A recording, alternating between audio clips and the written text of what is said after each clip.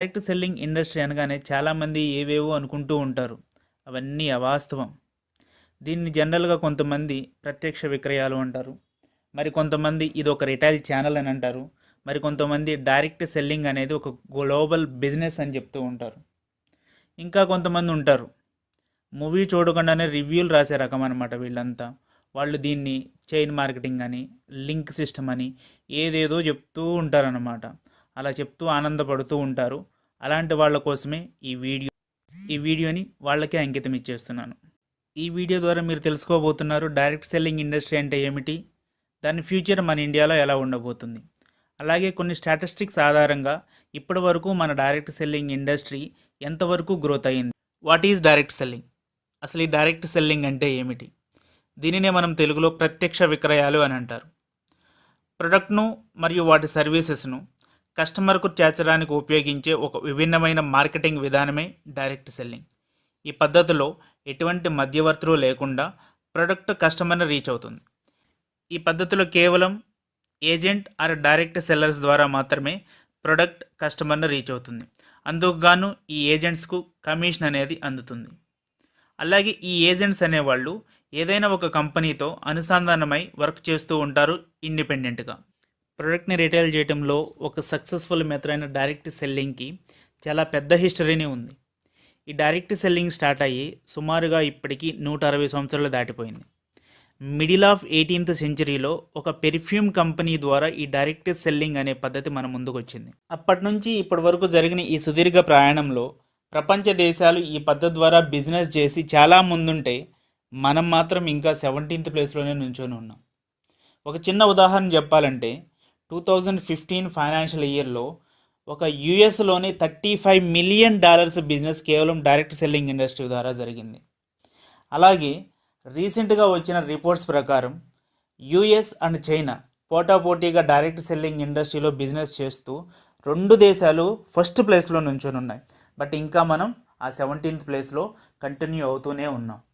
ఇప్పటికైనా సరే మనం చాలా హర్షించదగ్గ విషయం ఏమిటి అంటే మన భారత ప్రభుత్వం ఈ డైరెక్ట్ సెల్లింగ్ ఇండస్ట్రీకి ఉన్న వాల్యూని ఈరోజు గుర్తించడమే కాకుండా 2016 సెప్టెంబర్ 9వ తారీఖున డైరెక్ట్ సెల్లింగ్ ఇండస్ట్రీని మన ఇండియాలో డెవలప్ చేయడానికి అలాగే దాన్ని మానిటరింగ్ చేయడానికి మోడల్ గైడ్లైన్స్ని ఫ్రేమ్ చేసి రిలీజ్ చేసింది. అలాగే దానికి సపోర్టుగా మనకి ఈరోజు కన్జ్యూమర్ ప్రొటెక్షన్ బిల్ రిలీజ్ చేసింది. దీనిలో ఇంతకుముందు ఎన్నడూ లేని విధంగా డైరెక్ట్ సెల్లింగ్ ఇండస్ట్రీని దానిలో ఇంక్లూడ్ చేసింది. ఈ మోడల్ గైడ్లైన్స్ ఫ్రేమ్ అవడంలో FDSA federation of direct selling association అనే సంస్థ చాలా కృషి చేసింది. ఈ మోడల్ గైడ్లైన్స్ ద్వారా మన భారతదేశంలో ఈరోజు 13 రాష్ట్రాలు బిజినెస్ రన్ చేస్తూ ఉన్నాయి. వాటిలో మన తెలుగు రాష్ట్రాలైన ఆంధ్రప్రదేశ్, తమిళనాడు, అలాగే ఒడిస్సా, మిజోరాం, వెస్ట్ బెంగాల్, సిక్కిం, ఛత్తీస్గఢ్, రాజస్థాన్, కేరళ, తమిళనాడు, గోవా, మహారాష్ట్ర, హిమాచల్ ప్రదేశ్ ఎక్సెట్రా. ఇన్ని రాష్ట్రాలు ఈరోజు మోడల్ గైడ్లైన్స్ ద్వారా డైరెక్ట్ సెల్లింగ్ ఇండస్ట్రీ బిజినెస్ని రన్ చేస్తున్నాయి అంటే నిజంగా డైరెక్ట్ సెల్లింగ్ ఇండస్ట్రీకి ఇండియాలో అంత ఫ్యూచర్ ఉందా?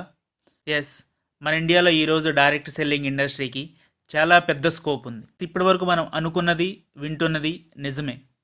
ఈరోజు మన ఇండియాలో డైరెక్ట్ సెల్లింగ్ ఇండస్ట్రీకి చాలా పెద్ద స్కోప్ ఉంది. అది ఎలా చెప్పగలమంటే దీనికోసం ఒక్క 4 సంవత్సరాలు వెనక్కి వెళ్ళి మాట్లాడుకుందాం. 2015 సంవత్సరంలో ఫిక్కీ అండ్ కేపీఎంజీ అనే సంస్థలు ఒక యాన్యువల్ రిపోర్ట్ను రిలీజ్ చేశాయి. ఈ రిపోర్ట్ ప్రకారము డైరెక్ట్ సెల్లింగ్ ఇండస్ట్రీలో 17th ప్లేస్లో ఉన్న మనము 2025 కల్లా 64,500 కోట్ల టర్నోవర్ చేయబోతున్నాం. అలాగే ఈ డైరెక్ట్ సెల్లింగ్ ఇండస్ట్రీ ద్వారా 18 మిలియన్ పీపుల్కి మనం ఎంప్లాయ్మెంట్ అనేది క్రియేట్ చేయగలుగుతున్నాం. అలాగే ఇంకొక ఫ్యాక్ట్ ఏమిటి అంటే ఇంత పెద్ద మార్కెట్లో 60% కాంట్రిబ్యూషన్ ఉమెన్స్దే ఉండబోతుంది. రిపోర్ట్ అయితే మంచిగా ఉంది. 7,000 కోట్లు ఉన్న బిజినెస్ 2025 కల్లా 64,000 కోట్లు వెళ్తుందంటే ఓకే, వినడానికి చాలా బాగుంది. బట్ నిజంగా ఈ రిపోర్ట్ని అంత సీరియస్గా తీసుకోవాలా మనం? ఎస్, ఈ రిపోర్ట్ని మనం చాలా సీరియస్గా తీసుకోవాలి. ఎందుకంటే ఫిక్కీ అనే సంస్థ మన గల్లీల్లో పనిచేసే సంస్థ ఏమి కాదు. ఫిక్కీ 1927లో స్టార్ట్ అయింది. అలాగే ఈ ఫిక్కీ అనేది మన ఇండియాలో దాదాపు 2,50,000 కంపెనీలకి తన సర్వీసెస్ని అందిస్తూ ఉంటుంది. అలాగే ఇది ఎవ్రీ ఇయర్ మన ఇండియాలో జరగబోయే క్రయ విక్రయాల మీద అంటే అమ్మకాలు కొనుగోలు మీద సర్వే చేస్తూ ఉంటుంది. ఇంత మంచి ఫ్యూచర్ ఉన్న డైరెక్ట్ సెల్లింగ్లో వర్క్ చేస్తే మనకొచ్చే లాభం ఏంది? దీనిలో పనిచేయడం వల్ల చాలా తక్కువ పెట్టుబడితోనే ఒక ఇండిపెండెంట్ బిజినెస్ అనేది స్టార్ట్ చేయవచ్చు. అలాగే ఎంప్లాయ్మెంట్ని క్రియేట్ చేయవచ్చు. దీనిలో పనిచేయడం వల్ల ఎలాంటి రిస్క్ అనేది మనకు ఉండదు. పెర్ఫార్మెన్స్డ్ బేస్డ్ ఇన్కమ్ మాత్రమే వస్తుంది మనకు. మంచి పర్సనాలిటీ డెవలప్మెంట్, వ్యక్తిగత ఎదుగుదల అనేది మనకు సాధ్యమవుతుంది. అలాగే క్వాలిటీ ఆఫ్ ప్రొడక్ట్ అనేది కేవలం డైరెక్ట్ సెల్లింగ్ ఇండస్ట్రీ ద్వారా మాత్రమే సాధ్యమవుతుంది. చేసే పనిలో మనకు ఇండిపెండెన్స్ అనేది లభిస్తుంది. ఇట్లా చెప్పుకుంటూ పోతే మనకు చాలా యూజెస్ అనేవి డైరెక్ట్ సెల్లింగ్ ఇండస్ట్రీ ద్వారా మనకు వస్తాయి. డైరెక్ట్ సెల్లింగ్ ఇండస్ట్రీ గురించి ఈరోజు ఒక్క మాటలో చెప్పాలి అంటే, భారతదేశ భావి తరాల తలరాతలను మార్చే శక్తి ఉన్న విప్లవాత్మకమైన ఇండస్ట్రీ ఏదైనా ఉంది అంటే అది కేవలం డైరెక్ట్ సెల్లింగ్ ఇండస్ట్రీ మాత్రమే. Indian direct selling industry statistics ఒకసారి చూద్దాం. IDSA, Indian direct selling association, ఇది ఒక అటానమస్ బాడీ. ఈ సంస్థ మన ఇండియన్ డైరెక్ట్ సెల్లింగ్ ఇండస్ట్రీని రెగ్యులేట్ చేస్తూ ఎవ్రీ ఫైనాన్షియల్ ఇయర్కి ఒక యాన్యువల్ రిపోర్ట్ను రిలీజ్ చేస్తుంది. ఇందులో భాగంగా 2018-19 ఫైనాన్షియల్ ఇయర్కి గాను ఒక యాన్యువల్ రిపోర్ట్ను రిలీజ్ చేసింది. ఈ రిపోర్ట్ ప్రకారం మన Indian direct selling compound annual growth CAGR అంటారు, ఇది 16%కు చేరుకుంది. అలాగే ఈ రిపోర్ట్ ప్రకారం 2015-16 ఫైనాన్షియల్ ఇయర్లో 8,308 crores ఉన్న బిజినెస్ 2018-19 ఫైనాన్షియల్ ఇయర్ కంప్లీట్ అయ్యే వరకు 13,080 crores చేరుకుంది. అలాగే మన తెలుగు రాష్ట్రాలు కూడా డైరెక్ట్ సెల్లింగ్లో మంచి గ్రోత్ని సంపాదించాయి. ఈ రిపోర్ట్ ప్రకారం మహారాష్ట్ర స్టేట్ 13% బిజినెస్ షేర్తో సౌత్ రీజియన్ నుంచి ఫస్ట్ ప్లేస్లో ఉండగా, మన తెలుగు రాష్ట్రం తెలంగాణ 12% బిజినెస్ షేర్తో థర్డ్ ప్లేస్ సంపాదించింది. అలాగే ఆంధ్రప్రదేశ్ నుంచి 10% షేర్, అలాగే నార్త్ రీజియన్ నుంచి 27% highest business share, west region నుంచి 25% బిజినెస్ షేర్ మనకుంది. ఇంకా చెప్పాలంటే 1978లో స్టార్ట్ అయిన world federation of direct selling WFDSA, ఈ సంస్థ కూడా తన 2018-19 యాన్యువల్ రిపోర్ట్లో డైరెక్ట్ సెల్లింగ్ ఇండస్ట్రీ ఫ్యూచర్ని ఒకే ఒక సెంటెన్స్లో చెప్పింది: direct selling is the future business.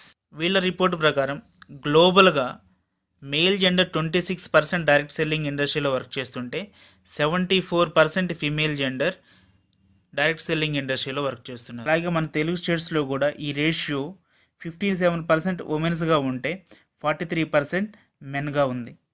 ఇంత బాగా Indian direct selling industry grow అవడానికి కొన్ని రీజన్స్ చూద్దాం. డైరెక్ట్ సెల్లింగ్కి గైడ్లైన్స్ రావటం, అలాగే ఇండివిజువల్ స్టేట్స్ వీటిని ఇంప్లిమెంట్ చేయటం, డైరెక్ట్ సెల్లింగ్ని ఒక నాన్ రీటైల్ స్టోర్ మోడల్గా గుర్తించడం, ఈ డైరెక్ట్ సెల్లింగ్ ఇండస్ట్రీ ద్వారా ఎంప్లాయ్మెంట్ ఆపర్చునిటీ అలాగే ఎంటర్ప్రెన్యూర్షిప్ని ఇవ్వడం, ఎడిషనల్ సోర్స్ ఆఫ్ ఇన్కమ్గా దీన్ని తీసుకోవడం, ఫైనాన్షియల్ ఇండిపెండెన్స్, అలాగే ఉమెన్ ఎంపవర్మెంట్కి ఇది దోహదపడతాం.